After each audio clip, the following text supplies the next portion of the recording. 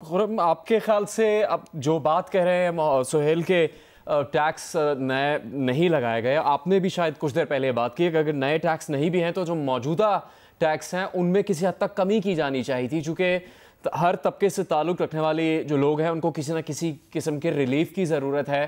Corona virus से जो मुआशी असरात मुरतब हुए हैं मुल्क में, क्या मौजूदा जो टैक्सेस हैं उनको कम किया जाना चाहिए? जी, देखें बिल्कुल जो जो हालात चल रहे हैं वो कहते हैं ना कि desperate measures need desperate times need desperate measures, क्योंकि ये हालात एज़ यूजुअल नहीं है और बजट में कोई एक्स्ट्राऑर्डिनरी चीज़ नज़र नहीं आई है। जैसे पहले हमारे जो इंडस्ट्रियस कलीग्स थे, इंडस्ट्रियल जो जो प्रोपोज़िशंस रन करते हैं, उनके हिसाब से भी देखें जो ज़ीरो रेटिंग थी खासकर एक्सपोर्ट्स के लिए, वो भी उसकी भी कोई बात नहीं की गई है और एक्सपेक्ट भी ये किया जा रहा था कि टैक्सेस को कम किया जाएगा।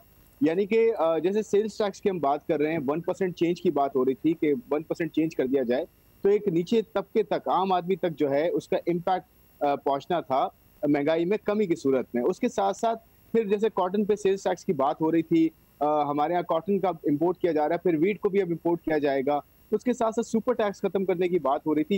ये जो डिस्टॉर्शंस थी टैक्सेस की, जो ज़्यादा लगी हुई थी, उनको कम करने या रैशनलाइज़ करने की भी बात हो रही थी, वो नहीं किया गया, नंबर 1।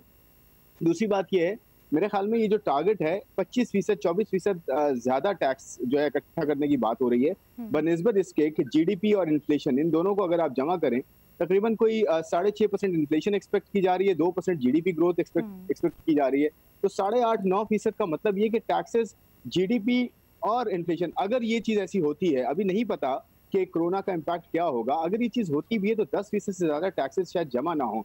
इसका मतलब ये हुआ कि 10% टैक्सेस जीडीपी और इन्फ्लेशन से इकट्ठे हो जाएँगे, बाकी 15% कैसे आएँगे? वो नए टैक्सेस से ही आ सकते हैं, जैसे सुहेल भी बिल्कुल सही कह रहे थे कि नए टैक्सेस ही ऐड हुए होंगे कहीं न जी। कहीं। ये अभी हम डिटेल्स जब देखेंगे तो हमें पता चलेगा, बट ये इकट्ठा करना इतना आसान नहीं है, क्योंकि एक तरफ ड्यूटीज़ कम की गई हैं, एफईडी कम की गई है और कस्टम ड्यूटीज़ कम की गई हैं, सेल्स टैक्स में थोड़ी-सी रैशनलाइज़ेशन की गई है, जो कि अच्छी खबर है।